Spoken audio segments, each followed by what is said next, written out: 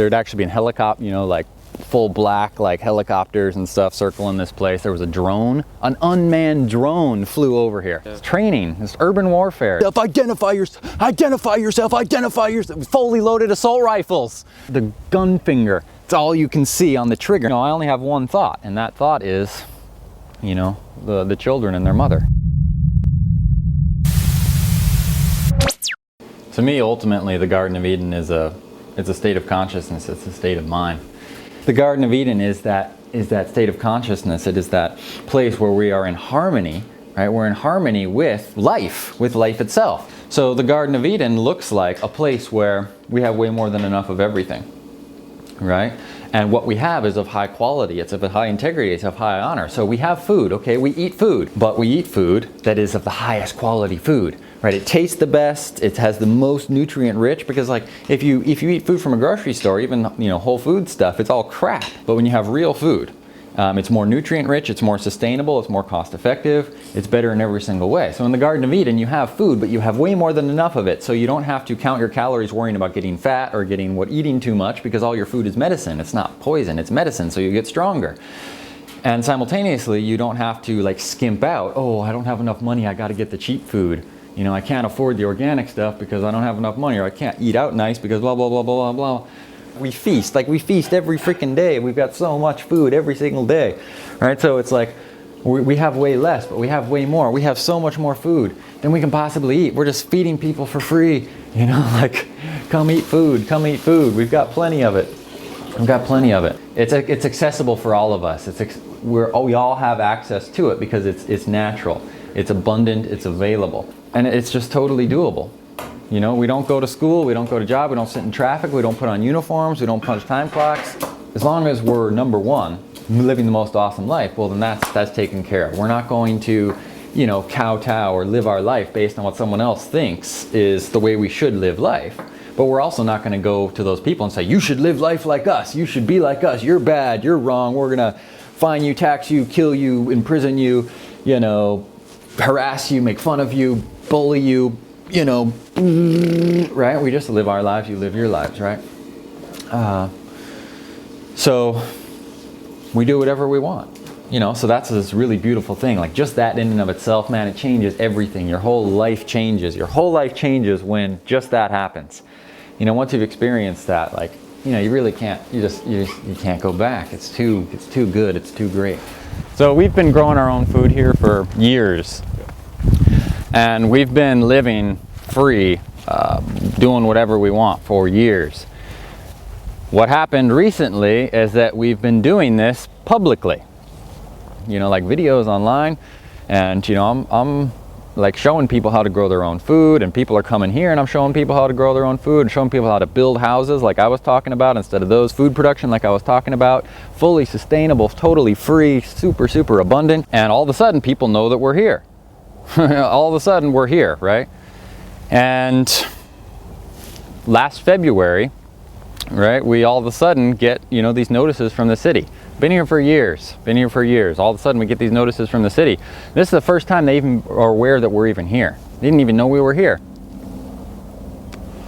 And then we get these notices of, like, you know, code violations all of a sudden, right? Like improperly stacked wood, tall grass, you know, cars that aren't parked on a paved, you know, driveway or whatever. You know, just ridiculous stuff that's been going on for years. Of which, most importantly, we have the right, right? It's our land. We have the right to live. This is our land. We can, you know, we're not harming anybody. We can do what we want to do on our land, you know, blah, blah, blah. Unless you can prove to us that there is a law that actually applies to us that says we don't have the right on our land to pursue our happiness and, you know, provide for our family, then show it to us and we'll be happy to look at that. What happens is on August 2nd, right? August 2nd of 2013,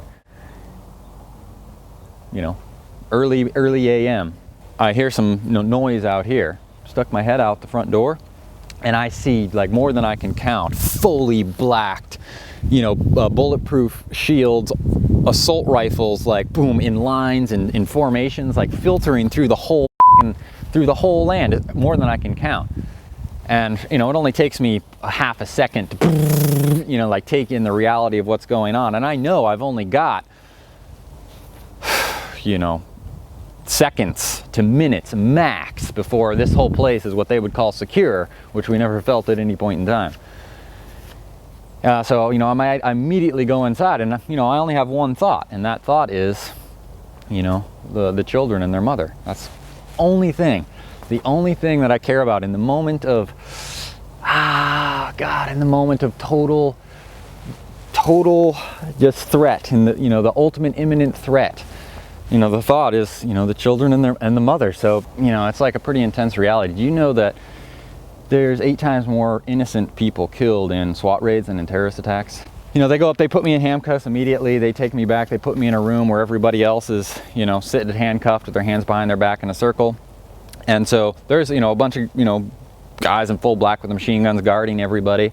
The only information they give to me at any point in time is that we've got a warrant for your arrest and we're taking you, you know, to the police station. What was the warrant for?